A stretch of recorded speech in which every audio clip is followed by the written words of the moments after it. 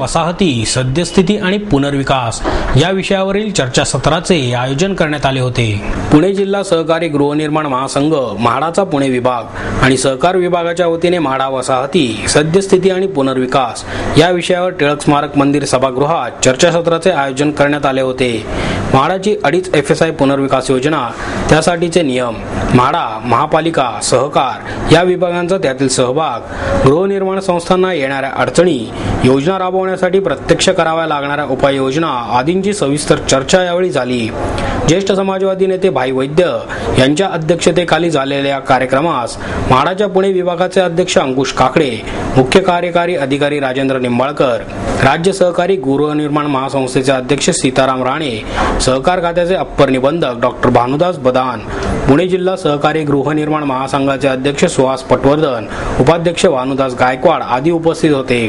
म्हाडाच्या वसाहतीतील गाळेधारकांना जादा जागा मिळण्याबरोबरच मध्यमवर्गीयांसाठी मोठ्या प्रमाणावर घरे उपलब्ध व्हावीत यासाठी 2.5 चटई निर्देशांकाच्या पुनर्विकास योजनाची पुण्यात तत्काळ अंमलबजावणी व्हावी अशी अपेक्षा या चर्चासत्रात व्यक्त करण्यात आली। पण या योजनांसाठी मोठ्या प्रमाणावर बांधकाम होणार असल्याने त्यासाठी आवश्यक असणाऱ्या पायाभूत सुविधांचे मजबूतीकरण करण्यावर भर द्यावा असे मतही व्यक्त करण्यात आले। म्हाडाच्या 2.5 FSI योजनेची माहिती देताना मुख्य कार्यकारी अधिकारी निंबाळकर म्हणाले, पुण्यात म्हाडाच्या 27 वसाहती असून त्या 417 एकर जागेवर उभ्या आहेत। यातील बहुतेक वसाहती या 30 वर्षांपूर्वीच्या असून त्यांना पुनर्विकासाची नितांत गरज आहे। 2.5 FSI योजनेत मोकळी जागा, रस्ते आणि इतर सुविधांचीही FSI मिळणार असल्याने त्याचा जादा लाभ वसाहतींना होणार आहे। खासगी विकसकाने या योजनेत सामील व्हावे, त्या बदल्यात त्यालाही काही लाभ व्हावा। सध्याच्या सभासदांची जागा आणि सुविधा वाढवाव्यात, तसेच इतरांसाठी जादा घरे उपलब्ध व्हावीत या सर्वांचा मेळ घालणार आहे असेही त्यांनी नमूद केले। योजना होण्यासाठी DC रूलमध्ये काही सवलती द्याव्या लागतील, त्यासाठी म्हाडा, मनपा आणि आर्किटेक्ट असोसिएशन यांनी एकत्र बसून धोरण बनवावे लागेल असे खरवडकर यांनी सांगितले। पुण्यातील ही योजना येण्यास विलंब झाला, त्यातच या योजनेची नियमावली तयार झाली नसल्याने आलेले प्रस्ताव म्हाडाच्या मुंबई प्राधिकरणाकडे पाठवावे लागतात, त्या ठिकाणी विलंब होतो अशी खंत काकडे यांनी व्यक्त केली। लोकल कॉर्पोरेशन म्हणजे 12.5% जी काय आपण 2.5 डेव्हलपमेंट करणार आणि त्यामुळे जो इन्फ्रास्ट्रक्चरवरचा ताण वाढणार आहे स्थानिक संस्थेवर, त्यासाठी 12.5% आपण त्या ठिकाणी लोकांना living is sustainable living, it is quite sustainable.